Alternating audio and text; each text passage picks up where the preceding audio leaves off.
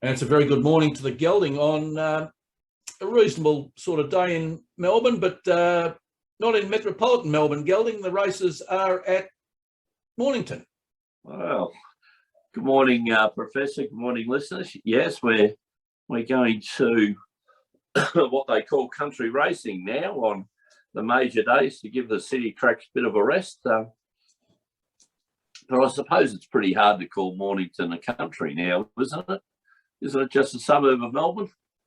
Yes, Gelding. It's like the old time Pakenham races used to be country racing, but now that they've moved to Tynehong, it's a little bit more country. But Pakenham used to be the end of the earth as far as the end of the train line, wasn't it?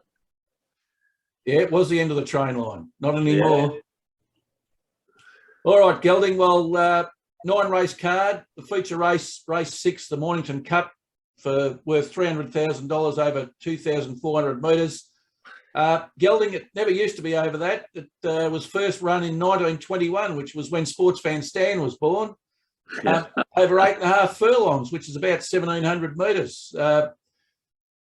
Normally, I see in the promos for this, normally attracts a class field because the winner has a ballot-free trip into the Caulfield Cup, but only 7 runners in the field. Gelding, what's going on there?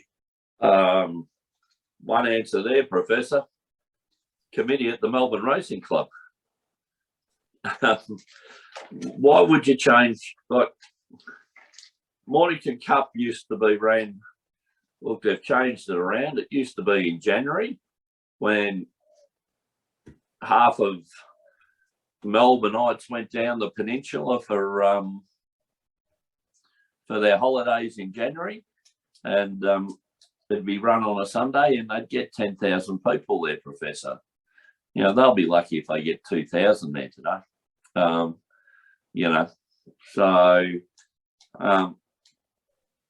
qualifier now is that if you win the Mornington Cup, you automatically qualifies for the Caulfield Cup, which has got to be a big incentive.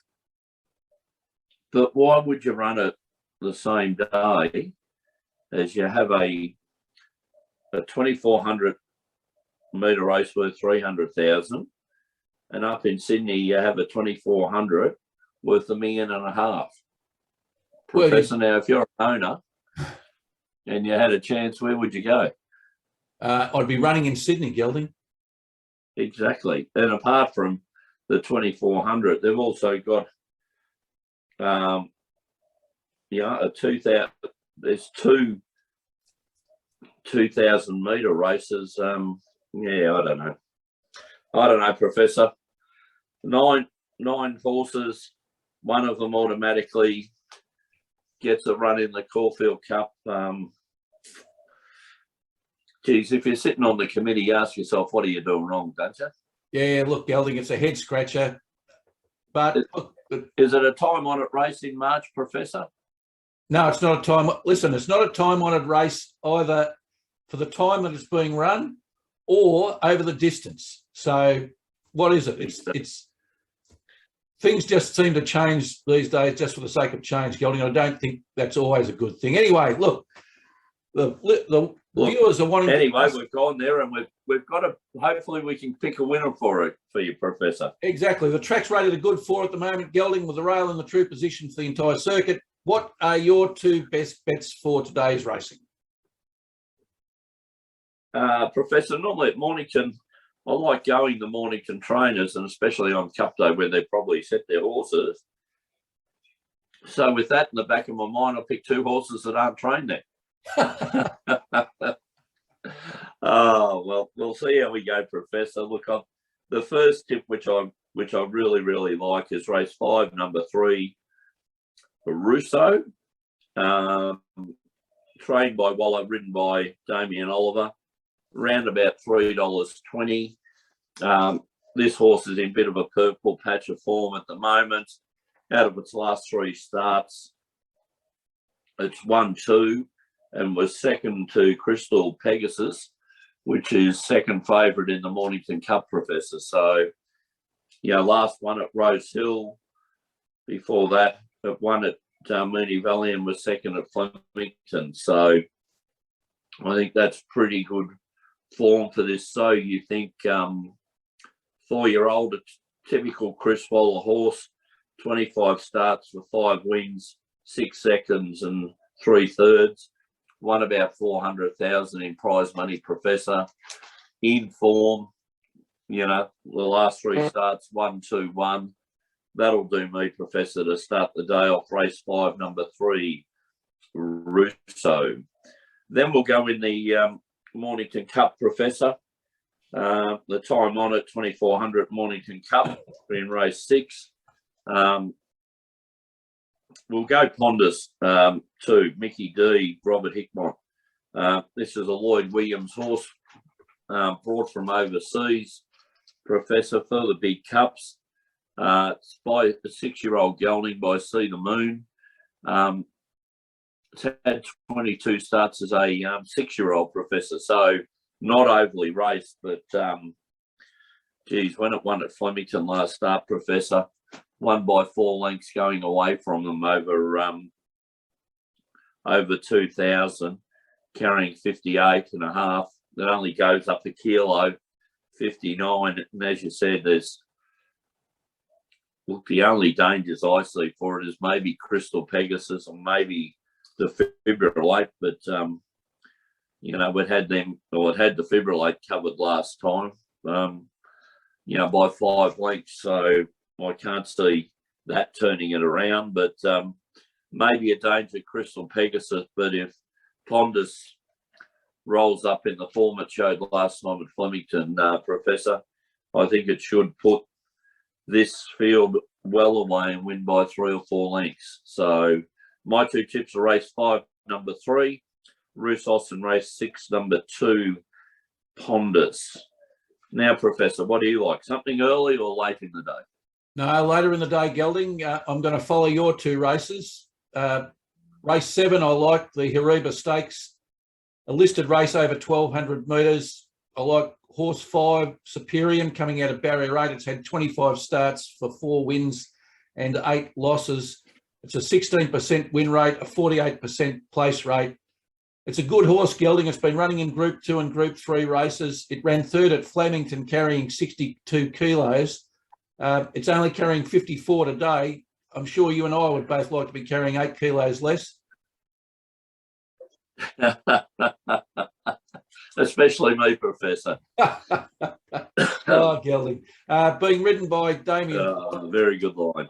Very good line, Professor. Ridden by Damien Thornton, Gelding, and he's got a 16% win rate, which is not bad, and trained by the Hawks.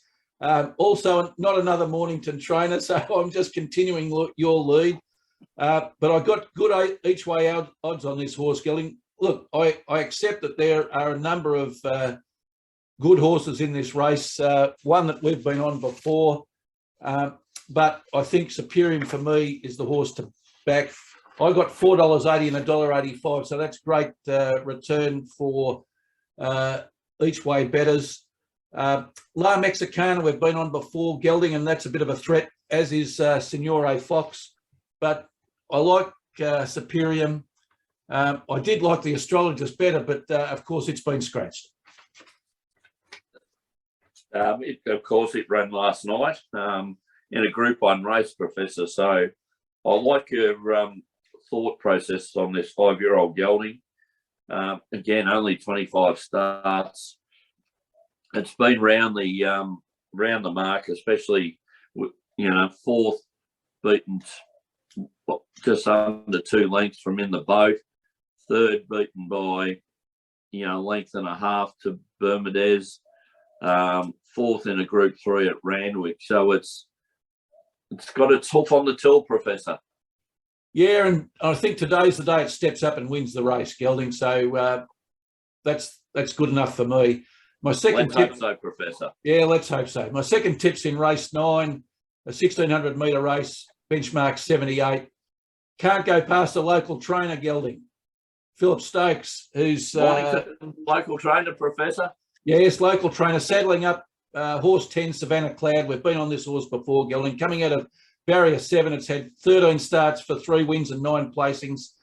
23% win rate, but Gelding, 92% place rate. So it's always thereabouts. And I think with the scratching of one of the other horses in the race should prove to be too good.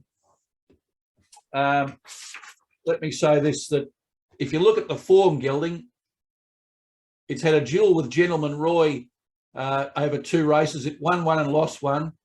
It was beaten only just by Yonce, or Yonsei, as they like to say. Both of those horses won at Flemington last week, so that's a great preparation for Savannah Cloud. Zach Spain's in the saddle, and over the last 50, he's increased his career rate from 8% to 16%, so 100% increase in your winning rate. I like him on this horse, and Phil Stokes, of course, is an acknowledged trainer, gets the best out of horses. I got $3.60 last night, Gelding, but there was a scratching this morning. It's into $2.30, so I'm glad I got on last night. Well done, Professor. I hope you got those good odds at the TAB, Professor.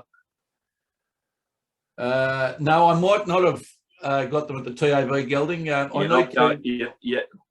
not going to a place that we're protesting against. Yes, I'm going to have to reassess my account with that. Professor, yes. As we said, won't say do anything.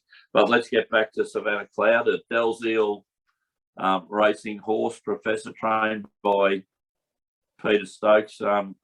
Absolutely in flying form. As you said, this is a horse you want to own. 13 starts and you got 12 places, and most of them are in the city of late. Gentleman Roy's been put away by the Hazes for the Group 1 Toorak handicap, and Yonsei is being set for a Group 1 up in Sydney. So the form around it is just absolutely superb. So again, Professor, I certainly liked it in one of my tips and will certainly be backing it, but hopefully Peter Stokes and Dalziel Racing can add to their what we think is a rather impressive horse. Exactly, Gelding. Now, before I get on to the Professor's Parlay, for place bettors only, there's a horse in race 8 that the Giraffe likes, who's running again today. Oh, yes. Number 1, Rhinoceros. I think that's worth at least 5 units to place. It's currently showing $4.60, which is a great return. I've looked at that field, Gelding. Yep. I think it'll run in the first 3. I don't think it'll win, but it'll run in the first 3. And Gelding, now we'll go to the Professor's Parlay. We were brought undone last week, Gelding, by the women Brisbane Broncos going under the Gold Coast Titans, something that I did not foresee, unfortunately. Professor, we get the hard leg up with Zaki winning the All-Star Mile, Professor, and then let down by the women's rugby, which have been in fine form with tipping and things like that. So all I can say is that's rugby, Professor. Very good, Gelding, very good. All right, dear. The agreed bet of the day, race 9, horse 10, Savannah Cloud, and let's parlay that into, and I'm not steering away from the NRLW, Gelding. I'm still red hot on that. Straight back into it, Professor. Straight back, jump back into the saddle, Gelding. Let's not get thrown off. If you get knocked down, get up again and get back into it. Exactly, Gelding. Confidence. Exactly what Sportsfan standards say, Professor. Yeah, confidence not lost at all, Gelding. So we'll parlay Savannah Cloud into the Gold Coast Titans to beat the Newcastle Knights. The Knights having a terrible season. Played 4, lost 4, a minus 71 points differential. The Titans coming off a very strong win over the Broncos last week. So with that sort of form, Gelding, we're going for the Titans, and let's parlay that into the St George Dragons, who are on top of the ladder at the moment as we speak, to beat the Sydney Roosters. The Roosters have a 50% win rate, a minus 9 points differential, but the Dragons can score. They've got a plus 50 points differential, Gelding, and their only loss was by a try to the Brisbane Broncos. So let's hope that the Dragons can bring it home. The parlay currently showing 5-1. Oh, nice, Professor. Let's hope Savannah Cloud gets up for us today, and then we can rely on your tips in the women's rugby. Yeah, definitely, Gelding, definitely. To seal home beautifully at 5-1, Professor. Yeah, That's nice odds. I like it. very nice odds for the parlay, Gelding. If that gets up, we'll be certainly smiling. No Sports Fan Radio tomorrow, Gelding. We're having a bit of a break to, just like the horses do, freshen up. A mid-season break, Professor. Quarter season break, maybe. Quarter season break. Okay. We'll come back Sunday week, fighting fit and ready to go. So until next Sunday. Professor, Saturday, just before you sign off, a couple of things. The judge's favourite horse raced at Sandown during the week.